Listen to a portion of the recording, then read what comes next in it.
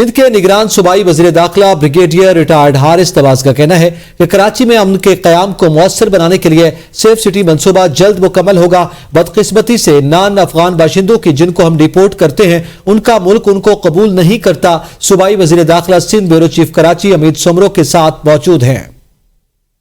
جی، سندھ میں اس وقت نگران حکومت قائم ہے اور نگران حکومت کی طرف سے خاص طور پہ کراچی میں جو سیف سٹی پروجیکٹ ہے جو کافی سالوں سے التوا کا شکار ہے، اس میں کیا پیش رفت ہے، اس وقت ہمارے ساتھ موجود ہیں سندھ کے نگران وزیر داخلہ حارث نواز صاحب، ان سے بات کرتے ہیں۔ الحمدللہ یہ ابھی ہم نے 2-3 دن پہلے چیف منسٹر نے اس کو ہیڈ کیا، ہم نے ان کی پراپر جو سیفٹیز بورڈ ہے اس میں میٹنگ کی ہے، تمام چیزیں سارٹڈ ہو گئی ہیں، بہت ہم نے پرائس اور ریڈیوس کیا ہے، نیگوسیشن کی ہے، ابھی ایک ٹیکنیکل کمیٹی بنی، ایک ہفتے میں اپنی رپورٹ دے دے گی، NRDC کو بنائیں گے، ڈسکشن ہوگی، ان سے بات ہوگی،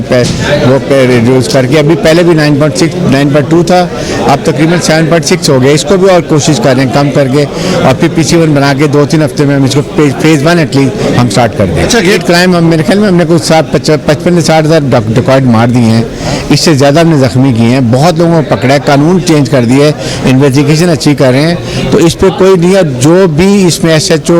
یا DSP کمزور پائے گا تو اس کو ہم چینج بھی کر دیتے ہیں۔ جی، جو بھی پولیس افسر کمزور ہوگا اس کو تبدیل کیا جائے گا، یہ کہنا ہے بریگیڈیئر حارث نواز کا۔ جی